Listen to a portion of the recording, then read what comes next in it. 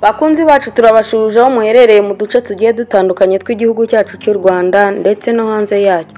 Mukomeze kumererwa neza mufite impagarike n'ubugingo.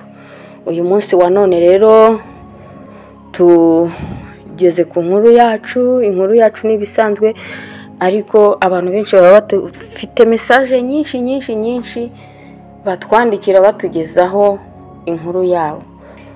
Inkuru burya zirafasha, zirigisha, zikomeza abandi. Niyo mpamvu rero ari byiza kuyumva. Hari n'igihe usanga ari wowe ubabaye kurenza abandi, wakumva inkuru ugasanga ahubwo ni wowe uri mu ijuru rito, kuko mu rugo habamo byinshi kandi byinshi bigiye bitandukanye. Rero ndagira ngo dukomeze inkuru yacu. Ngo muraho neza, maranye imyaka 4 n'umugabo wanjye. Twari dufitanye umwana umwe w'imyaka 3. Ariko ejo bundi narasamye inda ya kabiri, mpita njya kwa muganga. Noneho bakora ibizamini bakorera abadamu batwite. Bya bizamini bakorera abagore batwite basanze naranduye virusi itera sida. Kandi mu myaka yose tumaranye sinigeze muca inyuma na rimwe. Ni ukuvuga ko ari we wanyanduje. Yankuye mu kazi kubera gufuha kwe.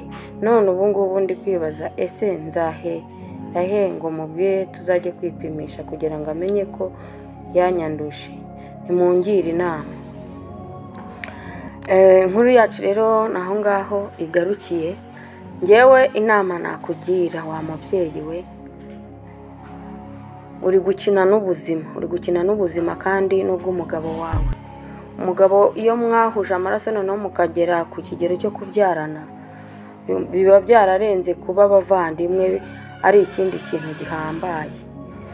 Fata umwanzuro, umubwire sheri ndashaka ko tujya kwipimisha. Nakubaza impamvu umubwire ariko ndi kumva mbishaka hanyuma mugende mwipimishe, cyangwa unamubwize n'ukuri, umubwire uti nagiye kwipimisha nsanga naranduye sida. Biba byiza ko kuvugisha ukuri rimwe na rimwe bikiza, kuko hari igihe ushaka kumuhisha nanone ugasanga ni ibindi. Kiza rero wabimubwira ukamubwiza ukuri, mukagenda mukajya kwipimisha kugira ngo n'uwo mwana wanyu atazavukana ubwandu.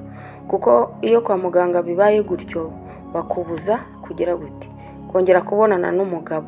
Kandi iyo mutabonanye nawe kubera ko wamuhishe yuko yanduye, abibonamo kundi ugasanga n'ubundi nubwo asanzwe guca inyuma noneho akabikwereka byanyabyo. Rero inama nakugira niyo ngiyo, n'abandi bazatubwire muri comment. Ndabakunda cyane kandi nkomeze kubifuriza ishya n'ihirwe. Bye bye.